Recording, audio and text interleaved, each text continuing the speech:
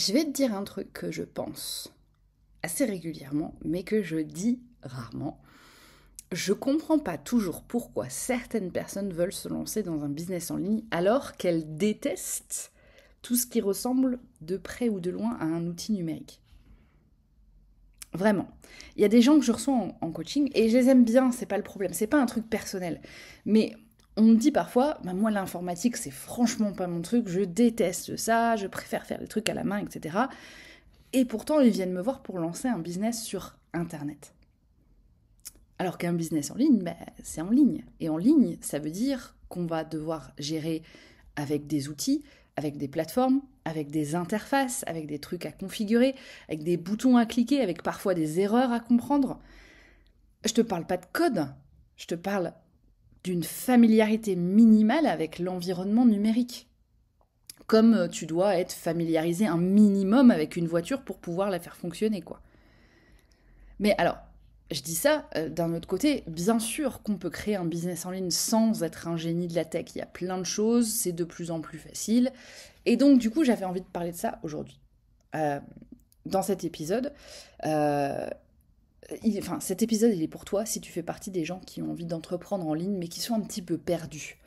Dès qu'il y a une pop-up, dès qu'il y a un machin où il faut cliquer, etc. Et je vais pas te dire que tout est simple, parce que c'est pas vrai. Je vais pas te dire que tu vas y arriver en 3 clics, parce que c'est pas vrai non plus. Je vais te dire ce que je dis à mes clients, c'est faisable, mais sous certaines conditions, et il y a quelques petites choses quand même qu'il va falloir que tu fasses ou qu'il va falloir que tu comprennes. Déjà, Internet, on va être clair, c'est un environnement qui est semi-technique. Pour les consommateurs, ça devient de plus en plus simple, c'est vrai. Cliquer, scroller, télécharger une application, etc., swiper, tout ça, bon, bah, voilà, une fois qu'on a compris le mécanisme de base, ça fonctionne. Mais dès que tu veux passer de spectateur, consommateur à créateur, bah, il va falloir être un petit peu plus avancé dans ces compétences-là. Il va falloir comprendre 2, 3 bases en fait. Et quand je te parle de compétences techniques ici, je veux être claire, je te parle pas de lire du code binaire ou de hacker le système. Je te parle de savoir qu'est-ce que c'est une URL, comment est-ce qu'on met une page en ligne, comment on partage une vidéo, comment on reconnaît les bases d'une interface, etc., etc.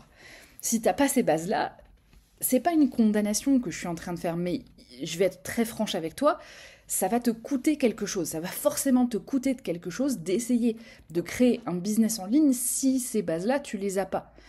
Il va falloir que tu compenses ton manque de technicité d'une manière ou d'une autre. Et en fait, tu as devant toi 3 options. La première option, tu y mets du temps. Bah, tu vas apprendre, tu vas devoir chercher, expérimenter, tu vas devoir faire des erreurs, tu vas devoir recommencer, tu vas devoir devenir un expert de la recherche Google pour trouver les bonnes informations. Il faut comprendre comment ça fonctionne, comment fonctionnent les outils que tu vas utiliser au quotidien, lesquels il faut utiliser, pourquoi on utilise cela plutôt qu'une autre, etc. Comprendre ce que c'est un nom de domaine, savoir c'est quoi une URL, etc., etc. Et tout ça, forcément, ça prend du temps. Ça prend beaucoup plus de temps que pour quelqu'un qui a grandi là-dedans, pour qui tout ça, c'est déjà un petit peu, au moins un petit peu acquis. La deuxième option, tu y mets de l'argent. Tu vas payer quelqu'un pour soit t'aider à apprendre, pour apprendre plus vite. C'est le but de mes consultations, par exemple. Tu viens me voir avec un problème. Voilà, j'ai envie de faire ça, je suis pas très sûre de comment est-ce qu'on fait ça, qu'est-ce qu'il faut que j'ai, etc. Ou une deuxième manière d'y mettre de l'argent pour que ce soit plus simple, c'est de payer un outil qui soit plus cher mais qui soit plus simple, juste parce que c'est plus rassurant, juste parce que ça t'enlève en fait la douleur d'avoir à apprendre comment ça fonctionne, etc. Et c'est peut-être un petit peu plus cher, mais ça va t'aider à avancer plus rapidement en fait. Tu vas pouvoir aussi déléguer carrément un bout de ton système, comme déléguer la création de ton site, pour pouvoir ensuite te concentrer sur autre chose. Tu vas aussi passer de l'argent, par exemple, dans de la formation, pour pouvoir apprendre les choses que tu ne sais pas encore, etc. Donc, deuxième option. Première option, je récap, hein, du temps. Deuxième option, de l'argent. Troisième option, c'est un peu les deux, mais c'est l'énergie. Ça veut dire que il va falloir que, si tu veux tenir sur le long terme, il va falloir prendre en compte que tout ça va te demander beaucoup plus d'énergie que ce que tu pensais. Ça veut dire te reposer plus souvent, ça veut dire travailler plus lentement, ça veut dire ne pas être frustré par ta propre frustration, ne pas avancer trop rapidement, et être surtout réaliste sur le rythme que tu peux te demander pour créer et faire monter ton business. Alors, je te mets ces 3 options ici, le temps, l'argent et l'énergie. En vérité, probablement que tu vas devoir y mettre un petit peu des 3. Un petit peu de temps, un petit peu d'argent, un petit peu d'énergie, ça dépend de ta situation, ça dépend de ce que tu veux faire. Mais garde en tête que ce ne sera jamais gratuit. Il faut compenser quelque part ton manque de technicité. Et le point de départ, c'est d'être honnête avec toi-même là-dessus. Créer un business en ligne quand t'es pas technique, c'est pas impossible, mais c'est pas aussi simple que pour quelqu'un qui connaît les codes. Et c'est normal. C'est normal. Deuxième chose à prendre en compte, et on va être clair, si tu ne veux pas devenir quelqu'un de technique, la seule chose vraiment qui peut compenser, au-delà des 3 options que je t'ai données, c'est ton sens de la simplicité. Donc on ne va pas chercher à être perfectionniste, on ne va pas chercher à tout comprendre, on va chercher à choisir ce qui est simple et direct, même si c'est moins puissant, même si ça ne fait pas rêver. Alors concrètement, dans les décisions que tu vas prendre, ça veut dire par exemple prendre Podia ou Tiny Pages plutôt qu'un WordPress complètement fait pour toi, parce que c'est plus simple. Ça peut peut-être aussi vouloir dire par exemple utiliser Podia Email plutôt que d'autres outils d'emailing qui ont plus de fonctionnalités, juste parce que Podia Email c'est plus simple à comprendre. Si tu fais du contenu, ça veut aussi peut-être vouloir dire, au lieu de faire une vidéo avec de l'édition, etc., ça veut peut-être vouloir dire que tu vas filmer tes vidéos en une prise. Et c'est ça ton obstacle à toi, filmer la vidéo en une prise. Ça te prendra toujours moins de temps d'essayer de filmer la vidéo en une prise que de mettre toutes les heures qu'il te faut à essayer d'apprendre l'édition vidéo. D'accord ? Au niveau des visuels, encore une fois, ça peut vouloir dire trouver des outils qui sont simples à utiliser. Alors moi, Canva, ça me paraît simple à utiliser, mais peut-être que pour toi, pas du tout. Donc du coup, peut-être qu'il y a une petite recherche à aller chercher des choses qui te permettent de faire des choses simples. Voire carrément, on peut choisir aussi la voie de ne pas utiliser d'outils du tout et d'utiliser un stylo sur une feuille et de prendre une photo de ce truc-là pour utiliser en tant que visuel sur Instagram ou sur ton site ou peu importe, tu vois. Le piège, en fait, ici, dans lequel il ne faut pas tomber, c'est de croire que tu vas rattraper ton retard en essayant de tout faire comme les autres. C'est l'inverse. Tu as une autre situation, il faut pas que tu essayes de faire comme si tu étais quelqu'un de technique, ça sent et tu n'y arriveras pas.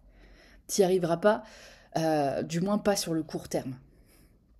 Il faut accepter que parce que tu as ce manque de technique, ça veut aussi dire que du coup, tu vas aller choisir des choses où il va y avoir des limitations.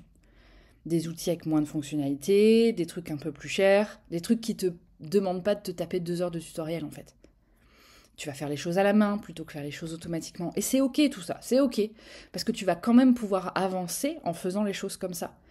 Parce que du coup, tu vas pouvoir te concentrer sur le fond plutôt que sur la forme. Parce que généralement, la technique, on parle de forme. D'accord ? Alors, il y a des choses qu'il faut éviter quand même.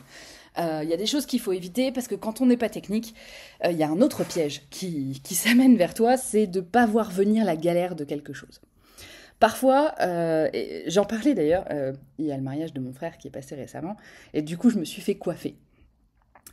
Et bon, me faire coiffer, c'est pas quelque chose que j'aime beaucoup, j'aime pas trop qu'on me touche de manière générale, donc voilà, mais j'ai pris sur moi, j'ai dit allez, on va se faire coiffer pour le mariage de mon frère quand même. Et donc j'arrive chez la coiffeuse et je lui montre les photos de ce que je voulais. Et je dis mais par contre, j'ai aucune idée de savoir si c'est possible pour vous de réaliser ça ou pas. Je dis je sais pas en fait. Le niveau de compétence que ça requiert, pour moi ça me paraît simple, mais je suis pas sûre. Et c'est pareil quand on est sur internet et qu'on n'est pas très technique, quand on ne connaît pas ce que ça requiert de faire certaines choses. Parfois, on regarde quelque chose en disant « Oh, ça a l'air simple, c'est super, je vais faire ça. » Et en fait, c'est pas si simple que ça. Tu vois, par exemple, les comptes à rebours dynamiques sur un site.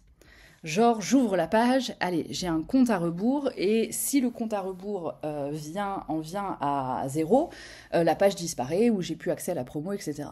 Et tu te dis « Oh, c'est cool, je veux ça, ça a l'air simple, etc. C'est juste un compte à rebours, etc. » En fait, c'est vachement plus compliqué que ça en a l'air. au niveau technique. C'est pareil sur tout ce qui est les petites animations. Une petite animation d'un truc qui bouge, parfois c'est beaucoup plus de travail que juste une animation de texte qui a l'air impressionnante. Et toi, derrière ton ordinateur, parce qu'en plus on a l'habitude de voir ces choses compliquées sur notre écran, on se dit, ça a l'air simple, je vais apprendre à le faire, ça va pas être compliqué, etc.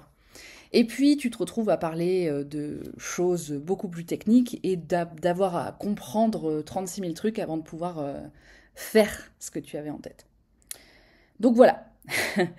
Y a quelques trucs qu'il faut éviter et je vais te les donner parce que c'est important que tu tombes pas dans ces choses-là. Le premier truc à éviter si t'es pas technique, c'est d'essayer de faire référencer tes articles de blog sur Google. Alors ça c'est de la technique pure, dans le sens où il faut comprendre comment Google fonctionne, les algorithmes, les métadonnées, les mots-clés, les requêtes. Il y a une partie psychologique de la personne qui recherche des articles, il faut comprendre ces gens-là, et puis il faut comprendre comment les robots de Google scannent ton texte pour qui donnent ton article aux bonnes personnes qui envoient les requêtes.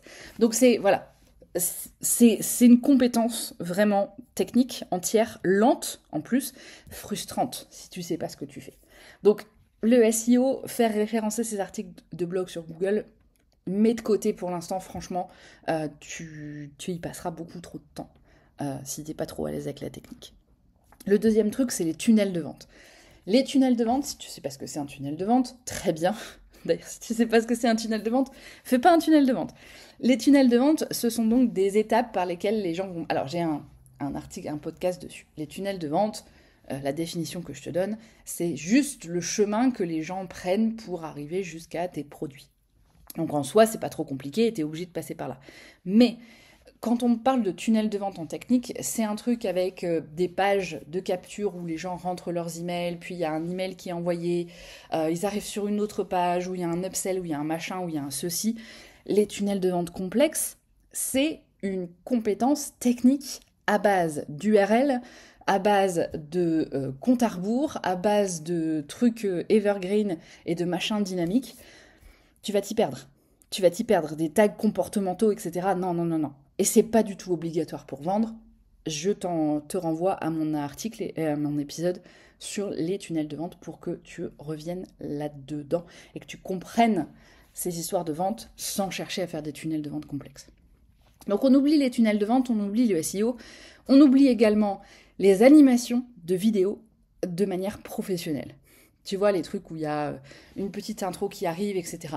Ça a l'air fun, ça a l'air comme pas grand-chose, mais je pense que ça ajoute pas grand-chose au final, les intros dynamiques, machin et tout. Franchement, on s'en fout. Voilà, franchement, ça ajoute pas grand-chose. Ça a l'air fun, mais c'est surtout que c'est hyper chronophage à faire en fait.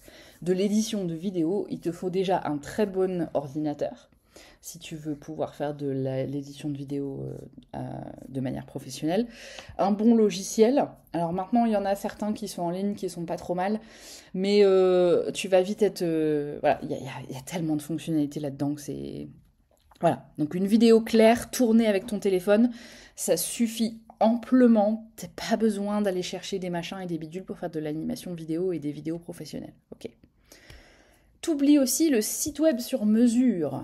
Le site web sur mesure, c'est pas une bonne idée. Encore une fois, j'ai un épisode complet sur les sites à 5 000 euros.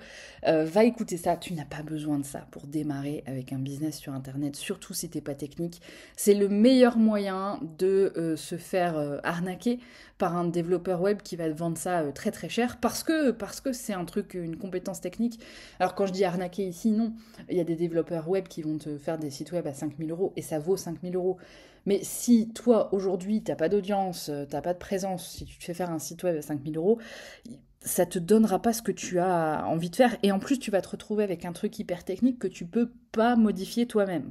D'accord ?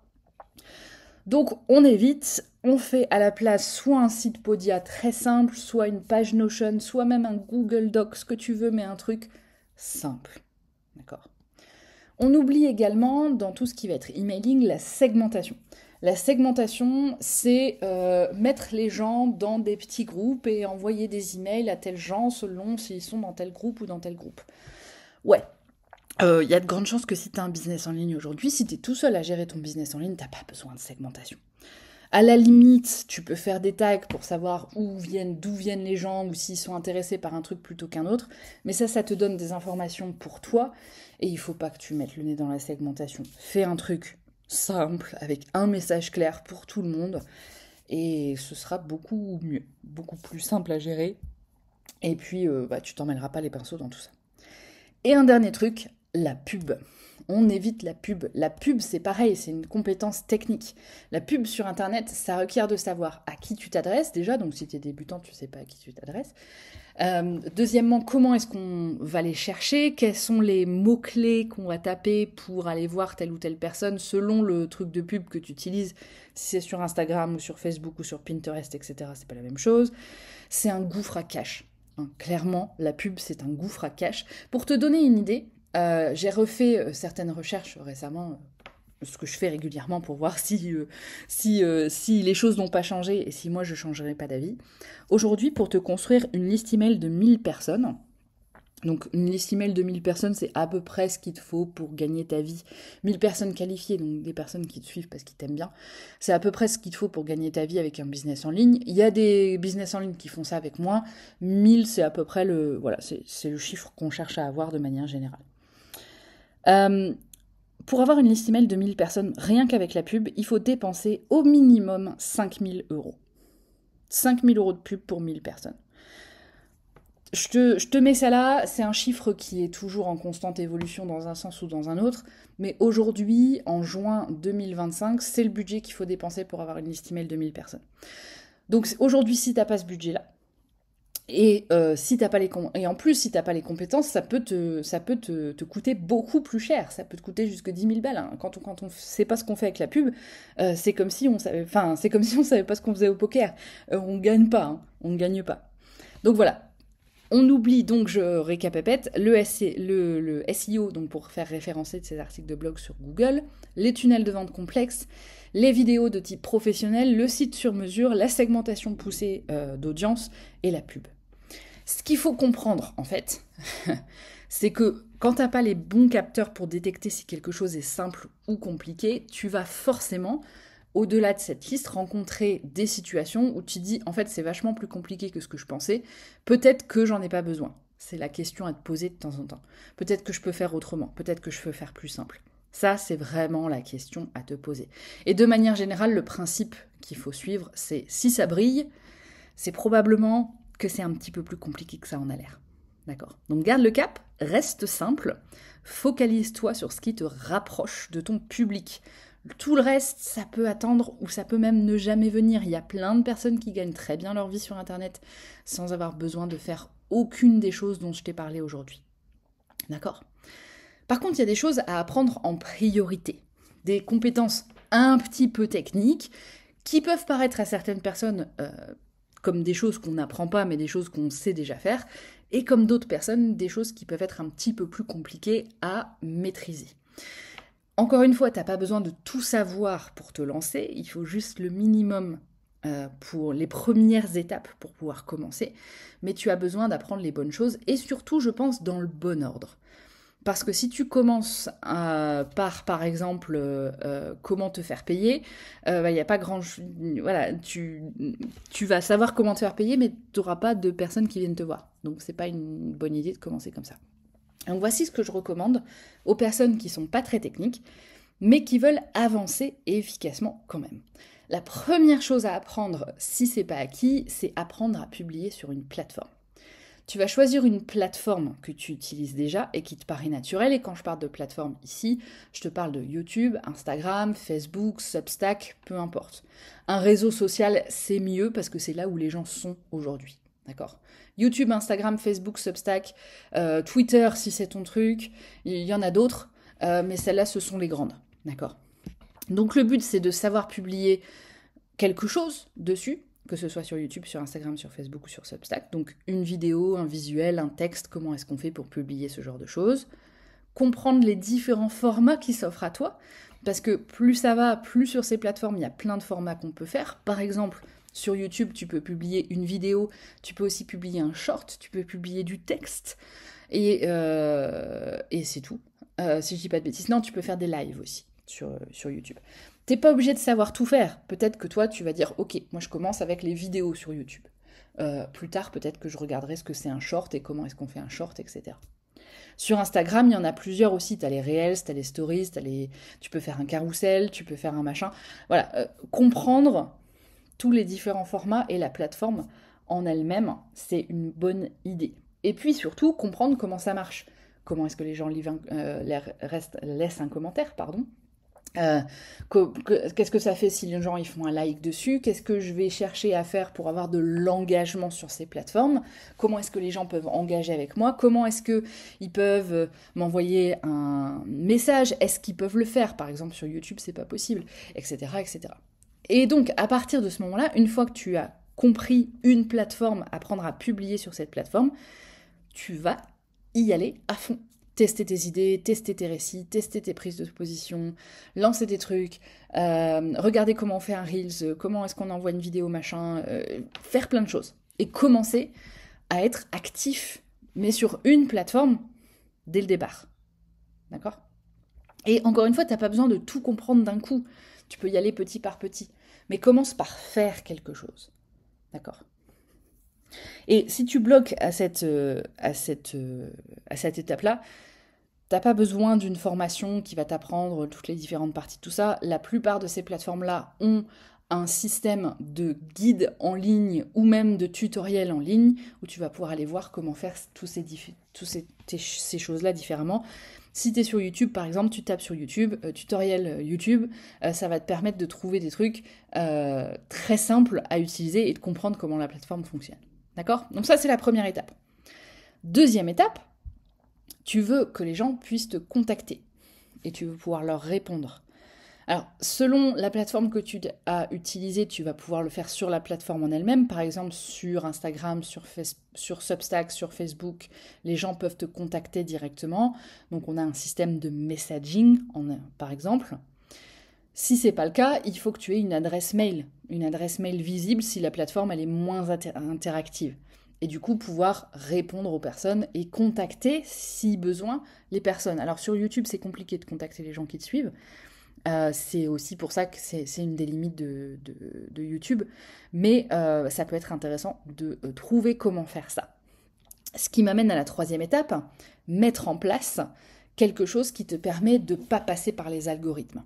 Les algorithmes, c'est tout ce qui va gérer les réseaux sociaux. Quelles vidéos sont mises en avant, etc. Sur YouTube ou sur Instagram, quels posts sont mis en avant, etc. Toi, tu vas essayer de ne pas être dépendant de ces algorithmes. Et donc, c'est à ce moment-là qu'on va commencer à parler d'outils d'emailing. Et attention, l'emailing, c'est pas une boîte mail perso. J'ai vu plein de personnes qui venaient me voir en disant moi quand j'envoie un email depuis Gmail. Non. Tu peux pas envoyer le mail email à 150 personnes sans te faire bloquer à un moment. Fais hyper gaffe avec ça, tu vas flinguer ton adresse mail dans le sens où à chaque fois que tu enverras un email, ça ira dans le spam. Tu veux que tes emails arrivent dans la boîte mail et pas dans le dossier spam de tes personnes. Donc, il te faut un outil d'emailing. Et c'est à ce moment-là que tu vas regarder vers des outils comme Podia Email ou Tiny Pages qui te permettent d'avoir juste une page sur laquelle tu peux y avoir un formulaire où les gens rentrent leur adresse mail. Et ça te permet de collecter des adresses mail et de pouvoir envoyer des emails à ce moment-là. Donc à apprendre à ce moment-là, c'est pourquoi est-ce qu'il te faut ça, comment est-ce que les gens rentrent dans ton adresse, dans ta liste email, comment est-ce qu'on envoie un email, comment est-ce qu'on envoie un email automatique à la limite, et voilà quoi. T'as pas besoin d'aller beaucoup plus loin que tout ça. Si, regardez aussi au niveau des lois RGPD, qui sont les lois qui régissent les données personnelles, et dès le moment où tu récoltes une adresse mail, on parle bien de données personnelles. D'accord ? Quatrième étape, alors tu pourrais t'arrêter là. Mais là pour l'instant, t'as pas forcément de moyens de faire de l'argent. Donc pour l'instant, t'as pas un business. T'as juste un endroit où tu vas récolter des adresses mail. Tu pourrais très bien, à ce moment-là, faire un truc très, très, très à la main. Dans le sens où, si tu fais un accompagnement, tu demandes aux gens de t'envoyer un email et tu demandes de te faire payer par virement, etc., etc. Je pense que c'est une bonne idée à ce moment-là, si tu commences à faire ça, de mettre en place un moyen de prise de rendez-vous automatique. Il y a deux options, deux outils ici qui sont très intéressants. Calendly, qui a une interface en français qui est au mois de mémoire, quelque chose comme 12 euros ou 15 euros par mois, qui te permet d'avoir un calendrier automatique où les gens peuvent prendre rendez-vous avec toi. Ou il y a une deuxième option, mais cette fois il faut que tu sois fort en anglais parce que ça s'appelle Tidycal. Tidycal, c'est un achat unique de 25 euros. C'est ce que j'ai mis en place sur mon site récemment, je suis en train de le tester, ça me paraît très très bien, alors je suis que dans les premiers mois de test, mais ça me paraît très très bien. Achat unique de 25 euros, interface en anglais, mais il n'y a pas d'abonnement et ça marche de la même manière que sur Calendly. Dans ces trucs-là, tu vas configurer tes disponibilités, tu vas te trouver comment est-ce qu'on envoie le lien de calendrier, etc. C'est plus rapide, c'est plus clair, ça t'évite les allers-retours par email. Ça, c'est la première chose. Si tu as besoin d'accompagnement, si tu n'as pas besoin de vendre de l'accompagnement, tu peux passer à l'étape numéro 5, qui est comment te faire payer de manière automatique. Alors, au début, il y a plein de personnes qui n'automatisent pas cette partie-là, qui ont un Google Drive, par exemple, et qui se font payer par virement. Alors, il y a des gens chez qui ça fonctionne très très bien, hein. Voilà, il n'y a pas forcément besoin de beaucoup plus que ça. Sauf que il faut demander aux gens de l'envoyer un virement, il faut ensuite leur donner accès au drive, etc. C'est un peu manuel. Si tu veux te débarrasser de cette partie-là et faire en sorte que ça aille de manière automatique, tu veux utiliser un outil comme Podia, par exemple, pour gérer les paiements et les livraisons des produits digitaux. Avoir un espace sur lequel les gens peuvent télécharger les documents, etc., peuvent payer, ils ont un compte client, etc. Ou alors, l'alternative, c'est de maîtriser Stripe. Stripe qui est un logiciel, un processeur de paiement, donc par lequel les paiements vont passer. De toute façon, si tu passes par Podia, une partie de tes paiements passera probablement par Stripe. Il te faudra un compte Stripe. J'ai une formation complète sur ma chaîne YouTube. J'ai plein d'articles sur mon blog sur comment ça fonctionne Podia par rapport à tout ça. Mais Stripe, ça peut aussi être un logiciel que tu utilises pour faire des espèces d'endroits où les gens peuvent te payer et ensuite tu les rediriges vers un endroit externe. Par exemple, une page sur Notion ou un Google Doc ou ce genre de choses avec des liens vers tes vidéos de formation, etc., etc. Mais encore une fois, tout ça c'est super, mais il faut faire évoluer ton système quand ton volume augmente en fait. Donc tu commences à publier sur les plateformes, puis ensuite vois comment on parle aux gens de manière directe, puis ensuite la partie emailing, puis ensuite la prise de rendez-vous, et ensuite te faire payer. Ça, c'est les choses à apprendre dans l'ordre. D'accord ? Alors, j'aimerais conclure quand même tout ça sur une idée qui est importante. Pas dans le genre tu peux le faire, je crois en toi, etc. C'est pas trop mon style. Si aujourd'hui tu te dis je suis pas technique, c'est peut-être vrai. C'est peut-être vrai aujourd'hui dans le sens où tout ça c'est un peu compliqué pour toi à comprendre. Mais c'est peut-être aussi, et ça c'est un problème un peu plus large que juste je suis pas technique, c'est peut-être aussi une identité que tu t'es donnée, une étiquette que tu portes en fait parce qu'on t'a dit que t'étais pas bon en maths ou parce que t'as eu une mauvaise note il y a 20 ans à l'école. Ou peut-être qu'un jour, tu as galéré à brancher une imprimante et tu t'es dit, en fait, c'est pas trop pour moi ça. Mais en fait, brancher des imprimantes, c'est toujours compliqué, hein. Mais la technique web, c'est pas un diplôme, c'est pas une compétence avec laquelle on est ou pas, c'est pas une question non plus vraiment de génération. Moi, je connais plein de personnes qui sont dans la soixantaine, voire qui ont 70 ans et qui s'y connaissent mieux en informatique que des petits jeunes de 20 ans qui ont grandi avec un iPad dans les mains et qui savent juste comment faire fonctionner une application, tu vois. La technique, le web, c'est un espèce de langage plutôt en fait. Et comme tous les langages, ça s'apprend en la parlant, ça s'apprend en le faisant en fait, en mettant les mains dedans. Et t'as pas besoin de tout comprendre. Moi je comprends pas tout. Quand je dis moi je suis technique, je suis coach technique, je code pas, tu vois.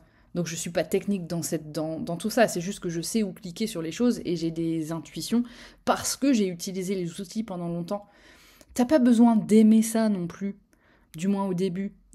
c'est juste une façon de pouvoir faire les choses. Mais si tu veux créer quelque chose en ligne, il faut apprivoiser tout ça, un peu du moins. Et tu peux faire ça à ton rythme, tu peux faire ça en faisant, en testant, en comprenant ce qui te bloque. Et surtout, il ne faut pas le faire, se dire « Ah, je vais apprendre la technique et ensuite je vais faire mon business en ligne ». Non, bah non. Si tu as ce projet de faire ton business en ligne, commence avec le projet de faire ton business en ligne et fais en sorte que ce soit une situation dans laquelle tu apprends la technique aussi. D'accord ? Donc oui, tu peux réussir même si t'es pas technique, parce que t'es pas figé, parce que tu peux apprendre, même si, bien sûr, il y a des conditions à respecter. Voilà. Si tu as aimé cet article, cet épisode, je t'invite à laisser une petite note sur le podcast, à me laisser un petit commentaire, ça fait toujours plaisir sur Spotify, et puis ça démarre un petit peu l'algorithme pour moi aussi. Et puis, si ce n'est pas encore fait, tu peux rejoindre la newsletter ou télécharger mon guide « Comment lancer un business en ligne qui ne va pas te pourrir la vie ». Le lien est dans la description. Et moi, je te dis à la prochaine.